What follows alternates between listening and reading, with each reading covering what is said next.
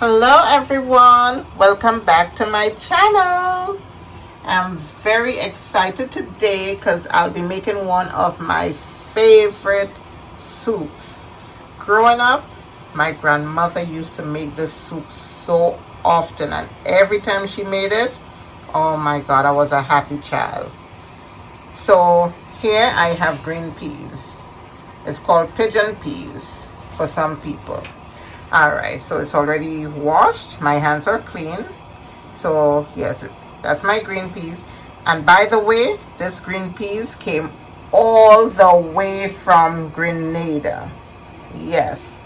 Alright, so I cherish it a lot. Alright, so I'm going to show you the type of foods that I'll be adding. I don't have everything ready, but I'll show you what I have available. So in the back here I have frozen cassava or yuca. I have some carrots, some green bananas, a piece of, well, it's a whole breadfruit, it's a small breadfruit, and some sweet potatoes. I'm also going to add some dumplings and, well, I'm not sure what dumpling I'm going to make. Maybe I'll do some just regular flour dumpling, flour and water, or maybe I would do some cassava. When I get to that, I'll think about it. And then now I have my seasonings. So I'm gonna add this herb bouquet. This is the same thing as your green seasoning. You can use this if you want, and you could fish it out at the end of the pot, or you can leave it there. Or if you have green seasoning, that's just fine too. Some onions, pimento peppers, crushed garlic, clove, black pepper, and I have my hot pepper here and another pimento pepper. Also my meats that I'm not showing you right now, I'm using salted pigtails and a ham bone. The ham bone is optional, but it gives off lovely flavor. It gives off that nice smoky aroma, and it works very well with peas, like green peas like this one here, red beans, dried peas. It works well with that. It gives it a really nice smoky flavor. But the reason why I don't have them here is because they're already cooked. The salted pigtails, I boiled them ahead of time. I boiled it for like 3 times, about half an hour in between. That's the amount of times I boiled. 3 times, half an hour each time. Yeah, so that's it. So I'm gonna begin by showing you my first step. In this pot here, I have my water. It hasn't started to boil. It's not even hot yet, but it's just coming at a simmer. You can see the tiny little bubbles forming. So now I'm gonna add my green peas.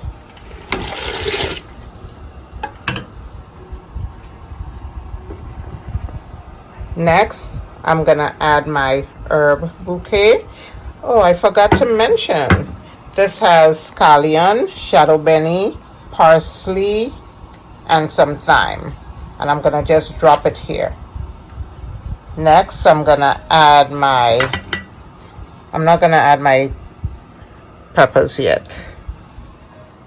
Okay, everything in this plate, my onion, my crushed garlic, and my pimento pepper that I already chopped, is going in here.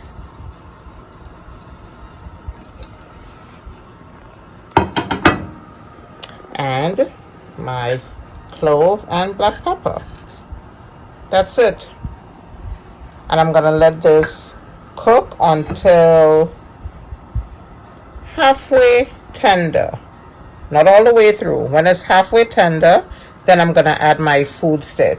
So in the meantime, while this comes to a boil, I'm gonna get my foods ready, peel and have them in water, sitting waiting for when the peas is ready. All right, so I'll see you soon. Okay, so I just wanted to show you how to prepare the vegetables. Okay, so this here is the cassava. It's a bit hard still because I had it in the freezer. But what I'm going to do, I'm going to try to split it down in the middle. And the reason I'm doing that is because there is a kind of woodsy stem in the middle. I'm not sure I'll be able to get it out right now. I may have to put it in water to soak it to remove it. But yes, if you can see this hard woodsy stem here, that has to be removed. It's not palatable, so you would try to remove it. You would want to remove it.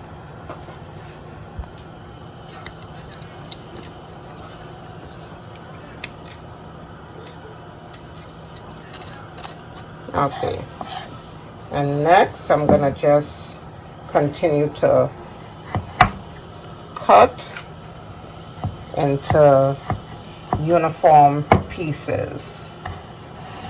And that's one thing you should keep in mind when you cooking your starchy vegetables. You should aim for cutting uniform pieces or slices. Doing that would allow for even cooking. And it's also a good thing to practice for when you have to eat. You don't want to have, you know, a big piece of food stuffed in your mouth. It should be able to stick on your fork and fit into your mouth without making a huge bulge in your mouth.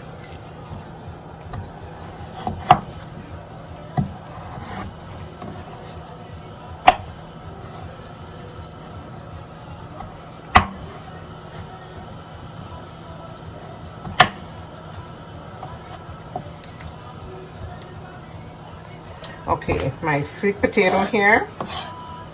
There's nothing much to it. I would use this knife to peel, but if you want, you can use your potato peeler for faster peeling.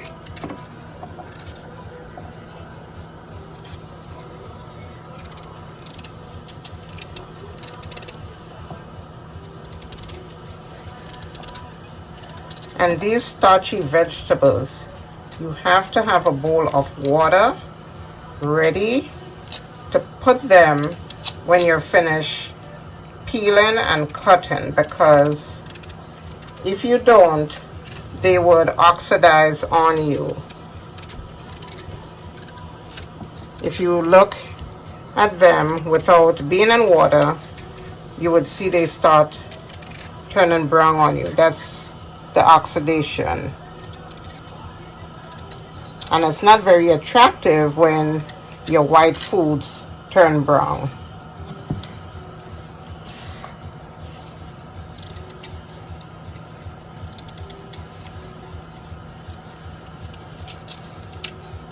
And if you want, you could put this on your chopping board. You don't have to cut it in your hands like me.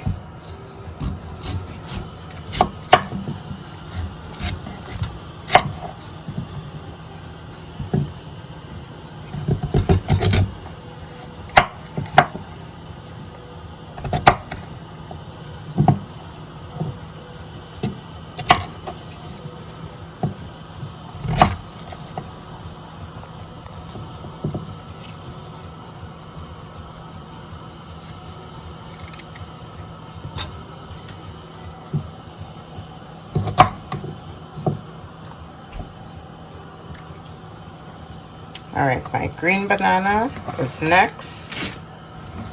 Don't be afraid of peeling a green banana.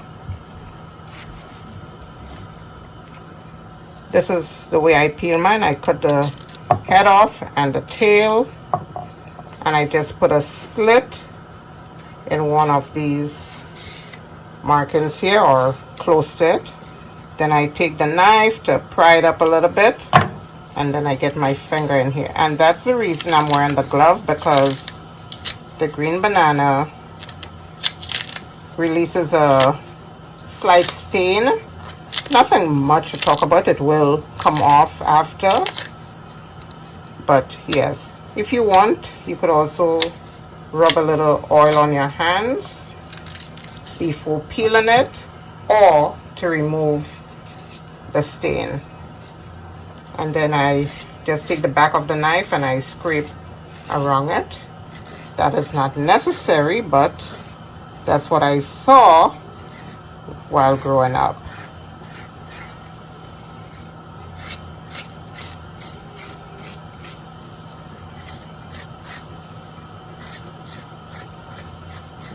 So as I peel, I put them in my bowl of water so they don't start oxidizing on me.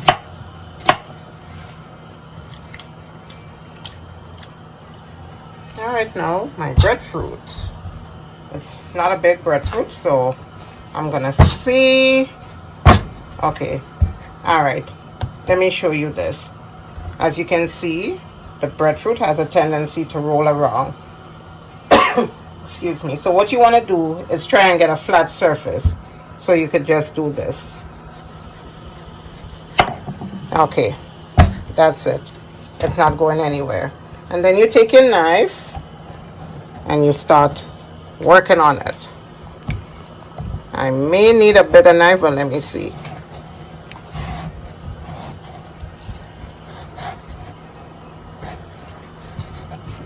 Okay, good. And that's the way the breadfruit looks. It's actually a fruit, but we don't consider it a fruit. That's tiny little seeds in here, and it's very fleshy. It's almost like a potato in taste. It's slightly sweetish, but very delicious, and the possibilities are endless when it comes to what you can do with breadfruit and how you can prepare it. So all I'm doing here is just peeling that green thick skin off. Again, don't be intimidated by breadfruit. There is nothing to it. If I can do it, then you know what else I'm coming with, right? I don't need to say. You want to remove this center part here. We call this the gut. So I will take my knife and just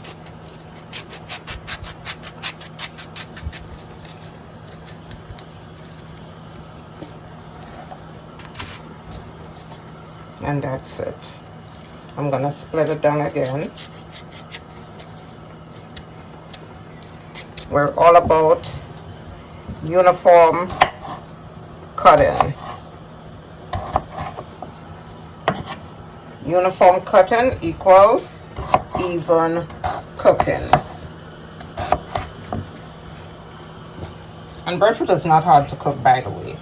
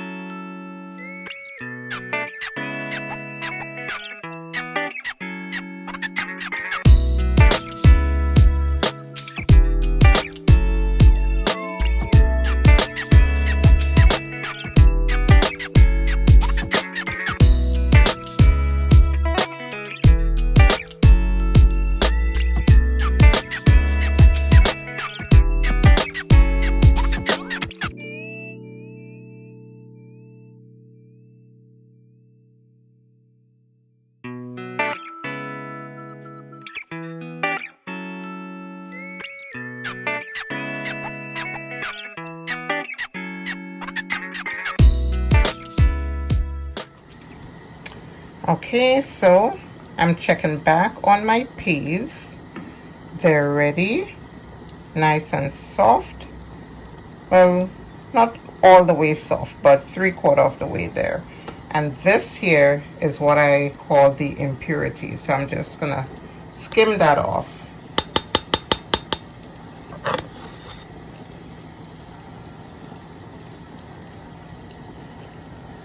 You just skim off what you're able to.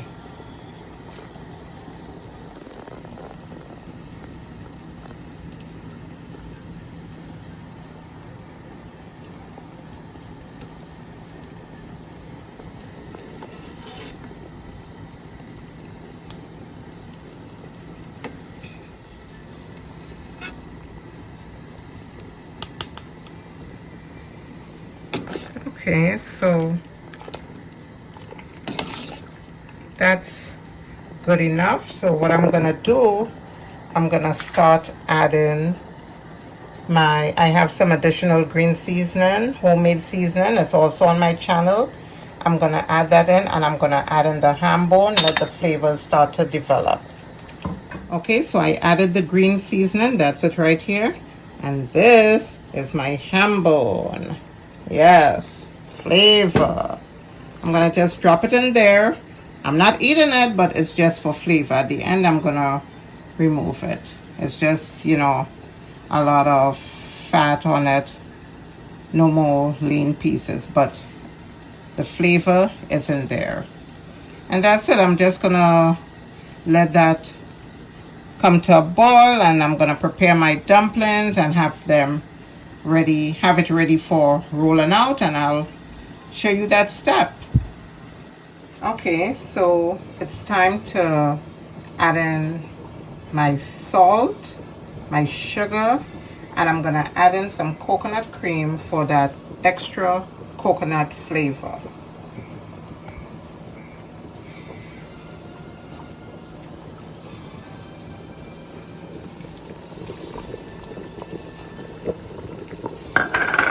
Next, I'm gonna add in my dumplings. I already rolled them out, and as you can see, I made them into long snakes. So I'm just gonna cut them accordingly.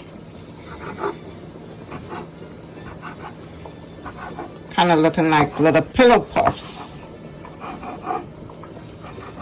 But I hate having to fight with a long piece of dumpling in my mouth. So I usually just cut them, and I'm gonna just throw them in.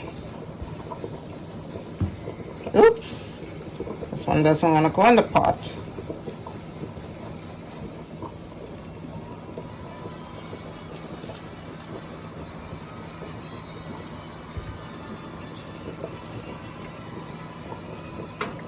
And I'm adding the dumpling first. Even though dumpling is easy to cook, I like mine cooked thoroughly. I don't like to bite into dumpling and you see in flour. And by the way, these are cornmeal dumplings. I don't have a recipe for them, but it's a 3-to-2 ratio. 3 being the flour, 2 being the cornmeal.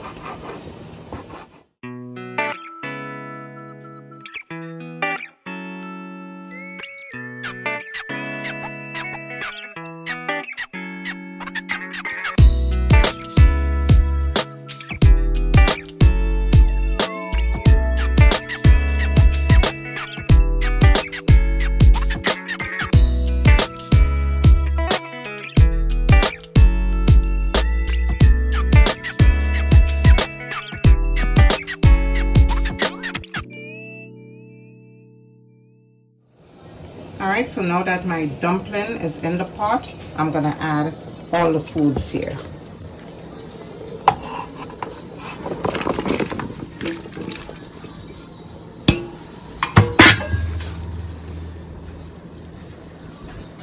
My carrots,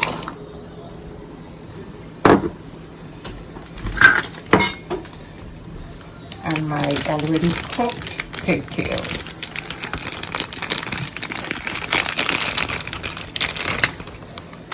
Last but not least, my hot pepper and another pimento pepper.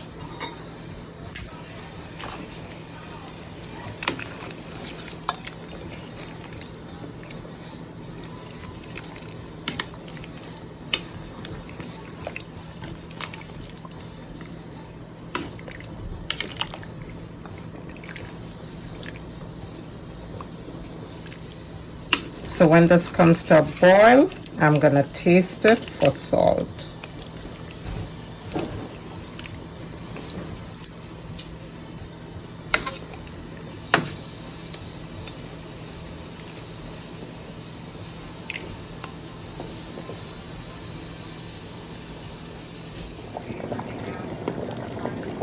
All right, so my soup is finished.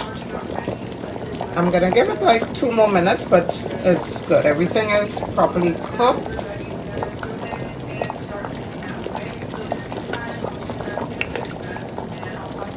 Look at that. I'm gonna remove my hot pepper.